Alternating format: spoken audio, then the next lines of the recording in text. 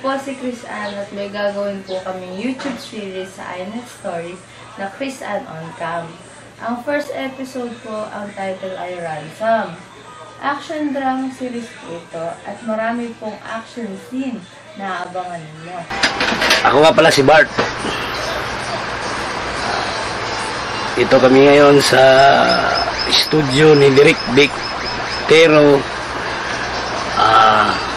ikwento ko yung tungkol sa ginagawa naming short film YouTube channel sa iNet Story sa pinamagatang Ransom.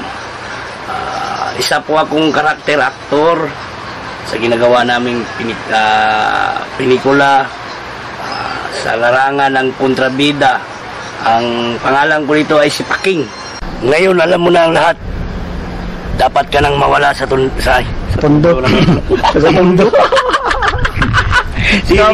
Mundo. Nagatundo pala tayo. Action, go! Ngayon alam mo na ang lahat. Dapat ka nang mawala sa mundo.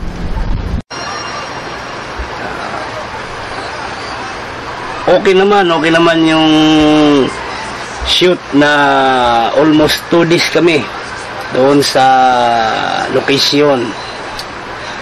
At saka sa bilang as karakter as Paking, nagampanan ko naman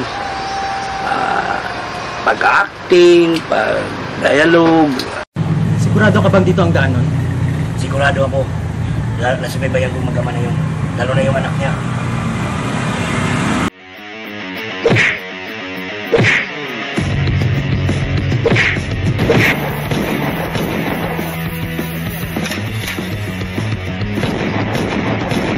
Ako nga pala si Antonio Adlawan Jr. Antonio Adlawan na lang for short. 47 years old at kasama ko dito sa Ransom series na aabangan nyo sa YouTube.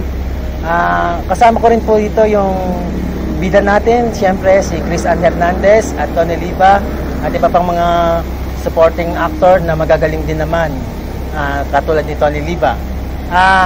Kapatid ko kunyari dito si Bart Palmosa. Siya, ang pangalan niya dito ay Pakito. Verdugo naman ang tawag sa akin dito.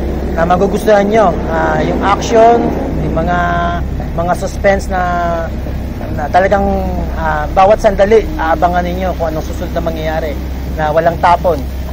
Papanoorin nyo talaga siya ng steady lang na walang ginagawa, na nakatutok lang talaga sa inyong telebisyon o sa inyong mga phone.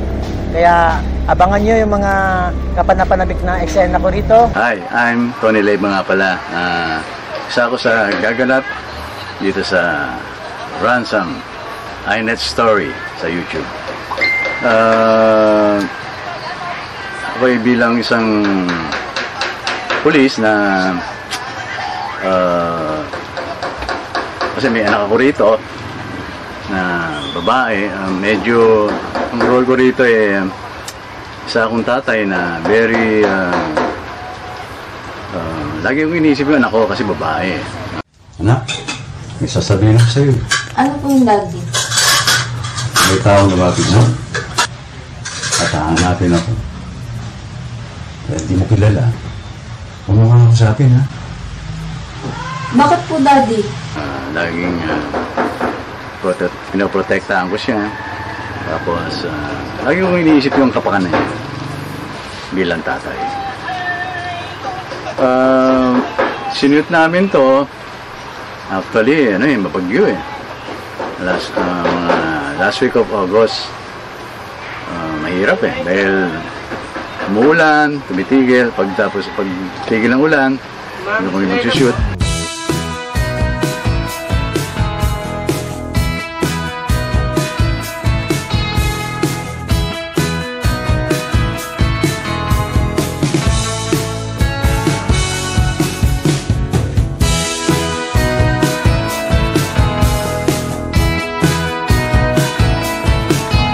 Abangan nyo Ransom iNet Story at mag-subscribe na kayo. Supportahan nyo po ang Ransom na pinangungunahan po ni Chris Ann Hernandez, yung aming bida rito, at si Tony Liba. Yun lang po, sana supportahan nyo po kami. Kaya guys, abangan nyo na sa Ines Story sa YouTube ang Chris Ann on Cam.